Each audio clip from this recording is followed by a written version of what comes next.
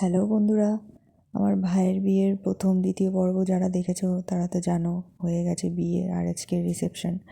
তো এই যে রিসেপশনে চলে এসেছি। তো আগেই তো একটু পেট পুজো করে নিয়েছি। তারপর এখানে মানে কথা বলতে বলতে দেখছি কনেযাত্রী ঢুকে গেছে তত্ত্ব নিয়ে। তো এখানে সবাই মিলে সেটাই দেখছিলাম।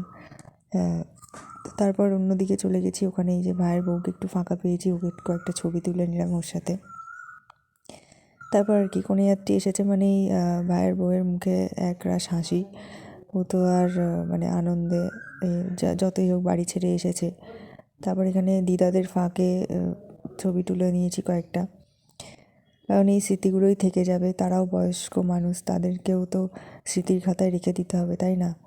আর এই যে মা, মেজ বৌদি, আরও যারা সব মাসিরা এসেছিলো, তাদের সাথে অনেক দিন পর দেখা হয়েছে, গল্প আড্ডায় সময় কেটে গেছে।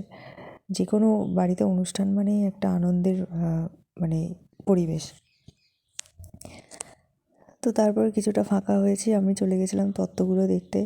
এত সুন্দর আয়োজন করেছিল ওরা, খুব সুন্দর, আর তত্ত্বগুলোও প্রত্যেকটা খুব সুন্দর ছিল। তো এখানে একটা ভাই দেখছে, কেউ বলছে আমি এটা নেবো ওটা নেবো, যাই হোক খুব ভালো আয়োজন করেছিল। তো সেইগুলো দেখে আমরা চলে গেছিলাম খেতে, কারণ আমাকে আবার পরের দিন মেয়ের স্কুল পাঠাতে হবে, তো তাড়াতাড়ি করে খেয়েও চলে আসবো ঠিক করেছিলাম। তো এই যে খেতে বসেও গেছি। এখানে ওই ডিমের টেবিল আর কচুরি এটা ওটা ছিল, তারপর ছিল রাইস, এই বিরিয়ানি বিরিয়ানি আর চিকেন চাপ করেছিল।